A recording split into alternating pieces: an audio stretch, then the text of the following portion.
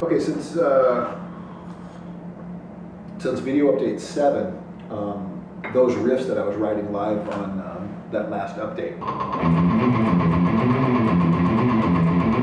I've kind of tailored them down a little bit and kind of honed them into where they're, I think, a little more like suited specifically. Because right when you're first coming up with riffs and stuff, you're kind of wondering, you know, does this work? You're kind of questioning things. You think it works. You're not knowing what time signature you're in. If the riff, you know, is an odd number of notes or something, and it doesn't feel like it fits in 4/4, and you're trying to figure out what is this? Is it 7? Is it 9? What is it? You know. So since then, I've kind of tailored the riffs down to be a specific thing, and I remember on the last update where it was like where I was kind of A flattish and A, and I was talking about hanging on those notes where I'm going to play it straight the first time, and then I'm going to start hanging on those notes with those bends and stuff. And so I've finally came up with a pattern for those, and I'm super jazzed about it because the way it is, now that I've decided upon it, excuse me, is that it's it kind of leaves you wondering, like, what the fuck is going to happen next, because you listen to it, and if you listen to it close enough, you'll hear the pattern within it, and it repeats, you know.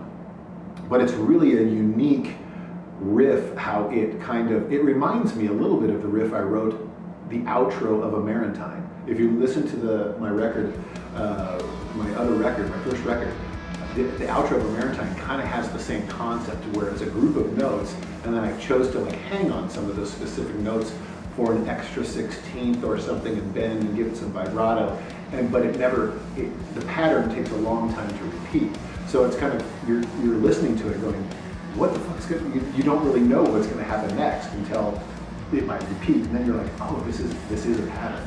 So I like the interesting concept of kind of writing that way, to where it leaves the listener constantly kind of going, fuck, you know, where is the one? Where is it going to repeat? It's kind of, sometimes you listen to bands like King Crimson or things like that, and you listen to a pattern, you're kind of like thinking, this is really cool, but what the fuck is it? Because I'm a little lost, you know?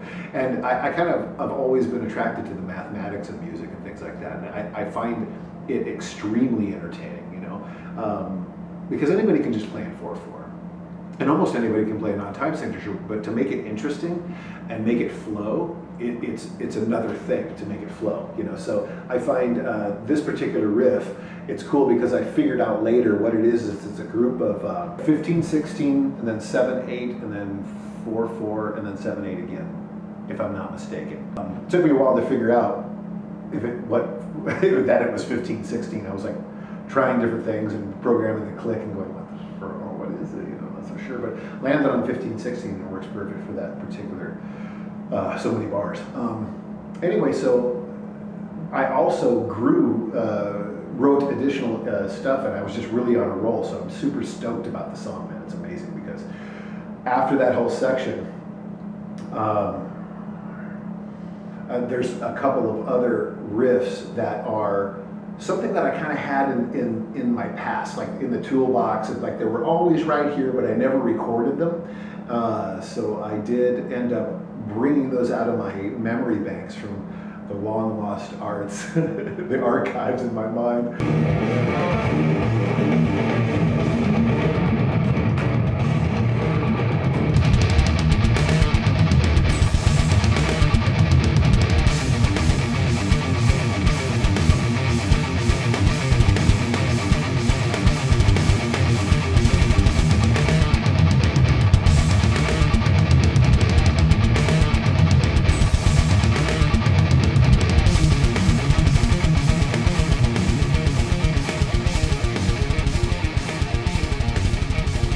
Then it goes into this new section that I'm super stoked about. I was actually kind of had writer's block, but I was on this roll of like being productive with the song, and I was thinking to myself, wow, I don't know where the song's going to go. As I mentioned in the last update, I was like, wow, this is going in a direction, I don't know how the fuck I'm going to get back to the riff, you know? And guess what? That dilemma got worse. It's really growing in a farther direction away from the riff. But the cool thing is the last section, after the section I was just breaking down about time signatures, is that I was kind of like lost a little bit of where I was going to go. I was kind of like running into a little bit of a brick wall, and I felt like I didn't have anything to offer the song anymore. It wasn't flowing for a little bit, and I thought, fuck. So, you know, this happens to me very frequently when you're writing songs, and any musician will tell you, you know, sometimes you just got to walk away from a song and give it time, and then all of a sudden you're inspired or whatever. But I was just staring at a picture of me and my girl, and all of a sudden I got this massive amount of inspiration from it, and it really shows with the riff that came to me because of that inspiration.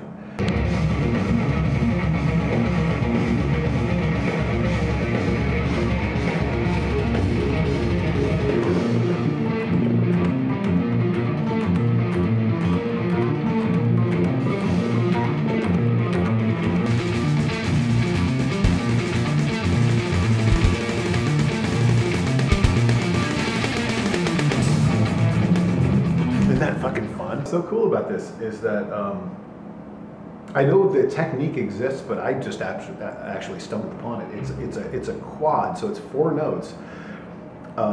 It's a pick down and then 2 hammer-ons from nowhere, and then a pick up. And you're picking up on the same note that you just last hammered on. So it has this kind of cool effect. So if I go 1, 2, 3, so.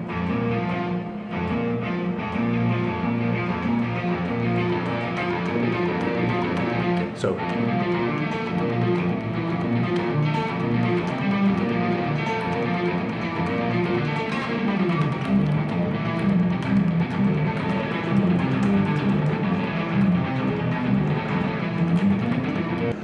it's serious and it's certain, but there's a little fragility in it. It's almost like a little fragile, you know, and it has that kind of like concern in the sound of the modal note choices within it. Do you know what I mean? I would hope people can pick up on that, because when I listen to the riff, it gives me an emotional feeling specifically.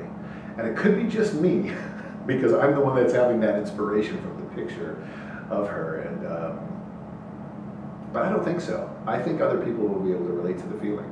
The drum parts, so many choices, right? You could do double time, you can do half time, you can, oh shit, you know, you can cymbal, hi-hat, ride, you know, cymbal bell, you know, cowbell, whatever.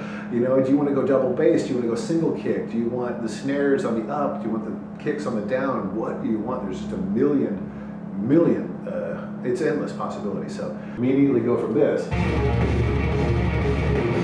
and just have the drums carry through, you know, whatever it was going to be.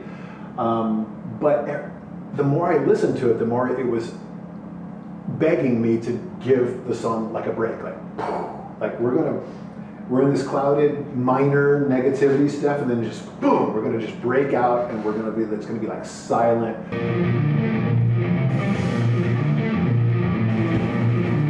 And I didn't play this that long, so I just cut and pasted it to extend it out longer. So I thought, as I was listening to it, I realized, wow, this would be great to hear like a light, you know, Drum Corps International fucking like enunciation into the part, and have it build into the boom, the actual riff, the snare roll. So here it is.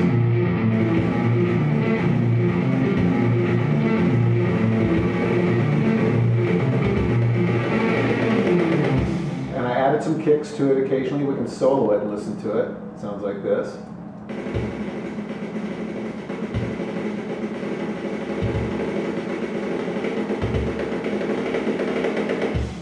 So as you can see, all the velocities here, you see like the slow arc up, how it's climbing and climbing from left to right.